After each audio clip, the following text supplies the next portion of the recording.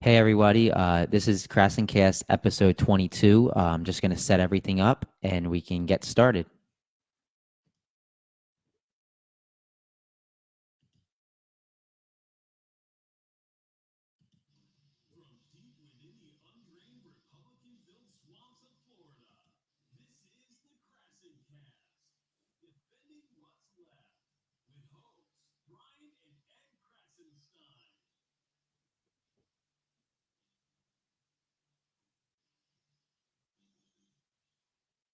Welcome to KrassenCast episode 22. We have a whole lot to talk about in this episode, centering around Ukraine, Biden, and Trump's discussions with Ukraine concerning Biden. Yeah, so over the course of the last week or so, there's been a steady stream of very bad news for President Trump. In fact, I don't remember there ever being this much news this quickly, and Trump's done a lot of bad things. So let's go back about, what was it, a week and a half ago when the Washington Post began speaking about this whistleblower who had credible information that was urgent, according to the Intel Community Inspector General. And let's make sure that people know that this Inspector General who deemed this stuff urgent and credible was appointed by President Trump himself. Right.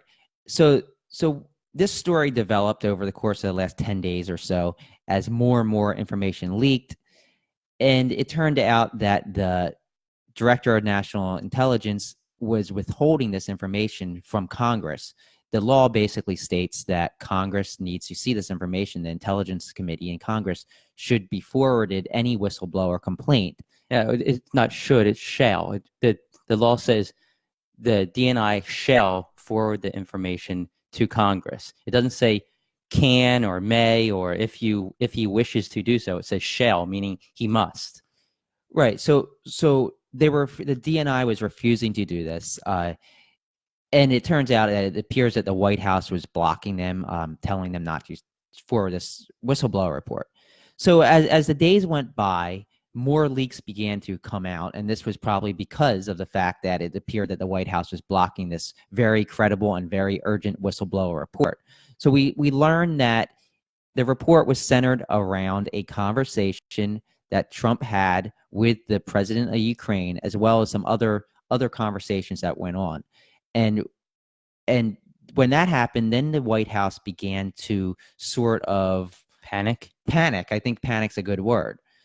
So we began getting even more details about how this conversation how this conversation was centered around Joe Biden. And then we got more details that it may have actually been a quid pro quo where Biden was brought up as a means to get Ukraine to investigate him in order to get the funds, the $250 million in funds that Trump was withholding after the Congress already delineated this funding to Ukraine. Yeah, Congress authorized this funding to Ukraine, and Trump withheld it and would not give Congress, he wouldn't even give Mitch McConnell a reason why he was withholding this funding. Congress actually went to Trump and asked him what's going on, and they said it's a matter that they cannot discuss. So as things went on earlier this week and late last week, we began to really kind of digest what was happening. And it turns out that Trump has apparently done what the Mueller report was investigating him on, which was conspire with a foreign power to harm his political opponent. But he did it with Ukraine as well. Well, and the thing is, the crime isn't even the conspiracy. The crime here would be if Trump asked a foreign power to help him in defeating his political opponent, Joe Biden, who's the #1 Democrat right now, and help his campaign. That is a crime. That is illegal. A president is not allowed to ask a foreign power or solicit a foreign power into helping his own campaign. So yesterday, Nancy Pelosi came forward and she announced that the impeachment proceedings were going to begin, and that the investigation would take an impeachment angle now, and that and this clearly sent the White House into panic mode. Yeah, and Trump put out lie after lie. You could tell he is lying. What did he say at first? He said he never he never withheld funds from Ukraine. That's what his first thing was. But then 2 days later, which was yesterday, I believe, he came out and said he did withhold funds. But now he's saying he withheld funds because he wants the EU to pay their fair share. But the EU is actually paying more than we are. So that excuse goes right down the drain. So as this panic set in at the White House, we got word from the White House that they would be releasing the transcript of the conversation that Mr. Trump had with the Prime Minister of Ukraine. Now, this transcript, which was just released moments ago, I'd say about in the last 45 minutes. Let's note that some of you may be listening to this podcast on iTunes, and you might be listening to this later in the week. So today is September 25th. So he released this transcript, which is actually not a transcript. It's actually what Intel officials recall from the conversation as it was happening. And they also announced that they would be allowing the whistleblower report to go to Congress. Whether this is actually going to happen or not, they're saying it's going to be redacted, which certainly doesn't sound like it. Congress has a right to see the full unredacted whistleblower report. That's what the law says, and that's what they should say. And I really hope that both the House and the Senate don't allow Trump to redact anything. All right, so the transcript came out, and it makes it clear that the President of the United States was asking the Ukrainian Prime Minister for a favor. He used the word favor to investigate Joe Biden, his political opponent, in unison with his personal attorney, Rudy Giuliani, and his attorney general, the head of the DOJ, William Barr. So he wanted Ukraine, a foreign power, to work with the United States Department of Justice and his personal attorney to investigate his political opponent. Yeah, so, and I'm going to get into this later, but there's absolutely no evidence of any wrongdoing by Hunter Biden, who is Joe Biden's son. There's no wrongdoing by either man in this case. There was even Ukraine came out and said there was no evidence of wrongdoing. And I'm going to get into the whole thing about what this is all about in a little bit. I'm going to just read a paragraph from the transcript that Trump released. And you got to think that if this is what the White House is releasing, then what does the whistleblower report show? Well, you know what I think is funny is Trump tweeted this morning before he released it, and he was saying that he's basically saying that it's going to destroy Democrats. He's going to say Democrats are jumping the gun, and the call was perfectly fine. It's not perfectly fine because you specifically asked a foreign power to interfere in the upcoming election. So this is a passage from the transcript. This is what President Trump said to the Ukrainian Prime Minister. Rudy very much knows what's happening, and he is a very capable guy. If you could speak to him, that would be great. The former ambassador from the United States, the woman, was bad news, and the people she was dealing with in the Ukraine were bad news. So I want to let you know that. The other thing, there's a lot of talk about Biden's son, that Biden stopped the prosecution, and a lot of people want to find out about that. So whatever you can do with the Attorney General, William Barr, would be great. Biden went around bragging that he stopped the prosecution. So if you can look into it, it sounds horrible to me. Well, first, let me clarify. Biden never actually bragged that he stopped the prosecution. He bragged that, I wouldn't even say brag. He stated that he helped get Viktor Shokin, who was the prosecutor general in Ukraine, fired. But I'm going to go into that later and show why that has no significance in this whole investigation. Okay, now not only was there a whistleblower who came forward to the inspector general of the intel community, who was supposed to forward it to Congress and didn't, but this conversation was actually forwarded to the Department of Justice by two different individuals within the intel community, referring as a criminal matter, as a criminal complaint. They forwarded this to Attorney General William Barr because they saw it as a likely or possible campaign finance violation against the law, a felony. So they forward this to William Barr, who himself was implicated in the crime. So William Barr then said, oh, there is not enough evidence of a crime here. And he helped Trump bury it. So shouldn't there be another special counsel appointed for this? Well, I think in this case, I think it's going to be up to Congress, but I do agree that a special counsel might be required here because it appears that William Barr and Rudy Giuliani may have committed crimes, and you can't expect William Barr to investigate William Barr. I agree, absolutely. But I guess Trump expects that. So something else I want to point out here is that the GOP is now saying, oh, see, there was no mention of any funds, so this is no quid pro quo. Regardless of that, it doesn't matter if there's a quid pro quo, but something to point out, the original reporting from the Washington Post said that the whistleblower blew the whistle about a promise that President Trump made to Ukraine. Now, this transcript has nothing, no promise is in this transcript. The original reporting also said that there were several conversations and several events that the whistleblower reported on. So this is just one part of the whistleblower complaint. Yeah, and that's why we need to see, or at least Congress needs to see the entire complaint. And until that happens, we can't just use this one transcript to say anything. But I want to keep going back to this because it's important that the mere fact that Trump asked Ukraine to interfere in the upcoming election is a crime itself. It's a felony. And the fact that William Barr and Trump himself, and there's others involved as well, Mitch Mulvaney and Mike Pompeo likely, seem to have tried to cover this up and not let the whistleblower report out. I think that's probably a crime as well. Yes, absolutely. These are all crimes that should be investigated, and I assume will be. And right now, I don't think there's any doubt that Trump's about to be impeached. I mean, we have enough evidence coming from his own mouth and this transcript that he committed an impeachable offense. And it's sort of ironic, this whole thing. Also in that transcript, it comes out that the president of Ukraine specifically told Trump, hey man, I stayed at one of your Trump properties.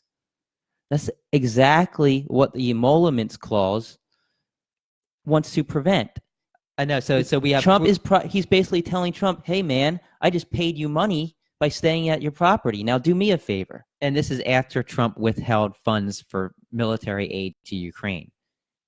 That's an impeachable offense right there. Right. You know, it's right. So I think we should get into now you're going to be hearing a lot more about Joe Biden, and they're going to be like, well, Biden did it, so it's okay. But Biden didn't do it. And I think Ed can really explain this. So Trump has been going off about how Joe Biden got the prosecutor general in Ukraine fired in order to stop an investigation into his son, Hunter Biden. And that's 100% completely false. First of all, Hunter Biden was never under investigation. But first, I want to review a few different individuals here. There's a man named Viktor Shokin. He is the prosecutor general of the Ukraine. He is essentially the William Barr of Ukraine. He's not the attorney general or the prosecutor general, but pretty much the same thing.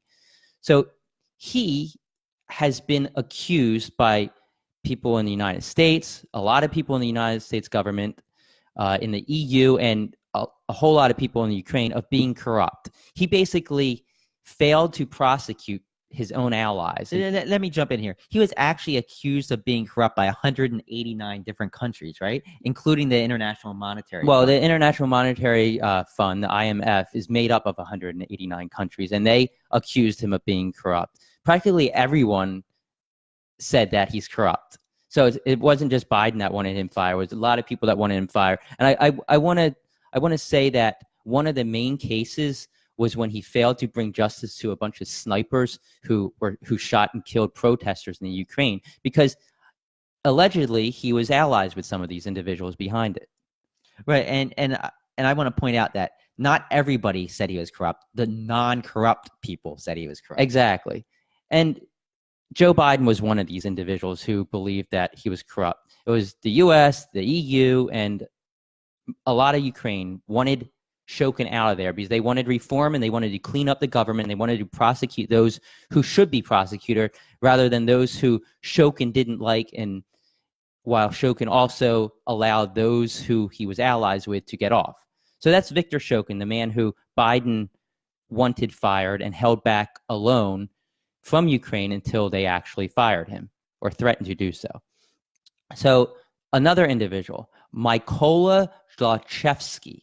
Mykola Zlochevsky, I'm having a hard time saying that name, but he is actually a businessman in Ukraine, and he was the one who was under investigation. Zlochevsky was the owner of Burisma Holdings, which was a holdings company that owned a bunch of oil and gas companies, and Hunter Biden worked for him. So this investigation started into Zlochevsky. It wasn't into any of his employees. It wasn't into his company. It was into him. And that's important. And this investigation started well before Hunter Biden even started working for his company. So the investigation started before Biden had anything to do with him or anything to do with his company. Right.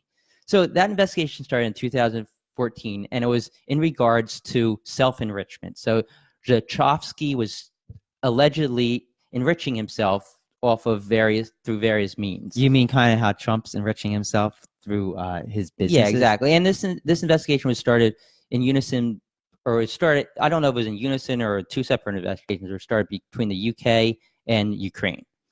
So Hunter Biden later becomes employed by Burisma Holdings while Burisma Holdings is under investigation. But as a lot of people have pointed out, this investigation was on hold and it wasn't really going on. It had stalled, which is big. And I want to get into something that Daria Kaliniuk, who was the executive director of anti-corruption in Ukraine, he actually said that Shokin was not actually investigating Burisma. The investigation was open, but he wasn't actually investigating it. And he also said that Shokin, quote unquote, did not want to investigate Burisma, and that Shokin was fired not because he was investigating Burisma, but because he had failed in that investigation. Yeah. So Vice President Biden pushed for the firing of a prosecutor who was not doing his job in investigating the company that his son was on the board of directors for. So if anything, if Biden didn't want the company that his son worked for to be investigated, he would have left Shokin in place. He wouldn't have fired him, which did actually result. Well, Biden didn't fire him in the first place, but when he did get fired, that investigation didn't stop. That investigation was passed on to the new prosecutor general, who ended up later closing it. And it's ironic because Biden actually seems to have done something that would have been in the disinterest of the company that Hunter Biden worked for. But nobody's reporting on that because it's so complicated, and Fox News is just jumping on whatever Trump says. And CNN had a good article about this whole thing the other day. Right. And you know what isn't complicated? What Trump did. And that is why Democrats are impeaching him, because they can explain it clearly and simply to the American people, whereas the whole Mueller report and all the crimes that allegedly took place there, that was not easy to explain. And it was easy for Republicans to misguide and interpret things in ways that made it look like he wasn't actually a criminal. Exactly. And I want to point out a few other things in this Biden so-called investigation. Trump says that Biden had Shokin taken off of the investigation into Hunter Biden, and that's absolutely false. What Biden did was he got Shokin, he convinced Ukraine to fire Shokin, who was not investigating Burisma like he should have been. And he also didn't get him taken off of it. He got him fired, and the investigation was transferred to a new prosecutor. Now, Chuck Todd on MSNBC brought something up the other day, I think it was yesterday, and he said if Trump really believed that there was wrongdoing, he would go to the FBI, not Ukraine. He would go to his own FBI. Right. And that obviously isn't happening. So there's one other thing that Republicans and Fox News and Trump are pointing out, and that is a difference between Biden's account and Hunter Biden's account. They are trying to say that Biden said opposite things of what he said previously, but that's not true. So Biden said, "I never spoke to my son about his overseas business dealings." And Trump comes out and says that he actually said that he did previously, and that never happened. But Hunter Biden did say that he discussed Burisma with his father, Joe, once. And he said that Dad said, I hope you know what you're doing. And Hunter said, I do. So Hunter claims that they discussed Burisma, but I mean, this was 5 years ago. Maybe Biden just doesn't remember what a 7-word conversation he had with Hunter Biden 5 years ago. And if he does, maybe he just doesn't consider that a conversation about his business dealings in Ukraine. It was more a conversation about his job in Ukraine. So the Republicans are making a huge deal about this. Meanwhile, Trump has misled the public with 13,000 plus misleading statements so far. Exactly. So I think over the course of the next week, we're going to be hearing more and more about this. Supposedly, the whistleblower wants to testify before the Senate and the House, and that's the Democratic-led House and the Republican-led Senate. So if he or she does testify within the next week, I think we're going to have all kinds of new leaks about what actually happened here and what else besides this conversation that Trump released the transcript of took place that alarmed the whistleblower and was labeled urgent and credible by the Trump-appointed Inspector General of the intelligence community. Yeah, so it's going to unfold. And, another thing that Fox News fails to point out is the fact that the president of Ukraine himself actually pointed out that he felt something wasn't right, and he didn't want to investigate Biden, and Trump was pushing to investigate Biden.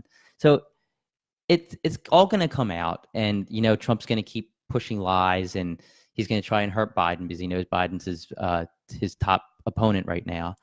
And I think we're just going to watch it. And for those within the GOP who are acting like this is no big deal that he wanted to use a foreign power along with his DOJ and personal attorney to investigate his top political opponent in the 2020 election, consider this. Consider what would happen if Barack Obama in, say, 2015 decided to call up Israel. And this was right before, say, $1 billion in military aid was to be presented to them as they are fighting off Iran, who is attacking them in a proxy war with Hamas or Hezbollah or whoever. Now, what if Obama said to Israel, right after he withheld this aid that Congress gave to them, he said, hey, unless you're going to investigate Donald Trump for this made-up conspiracy theory, I might not send you these funds. How would the GOP react? And we don't know for a fact that he said, unless you do this, I'm not going to send the funds. But from the facts and the timeline, it appears that he withheld the funds, then had the conversation asking for Biden's investigation into Biden. And then he didn't release the funds until well after that, after this came out. He didn't release the funds until after the whistleblower report was filed, and after he probably knew the whistleblower report was out. That's when he released the funds, because he knew if he didn't release the funds, he'd still be withholding it as sort of a bribe to get Ukraine to do what he wanted to. So I think we should leave everybody. Well, one more point I want to mention: the fact that it's written in the Constitution. It's written that bribery is an impeachable offense.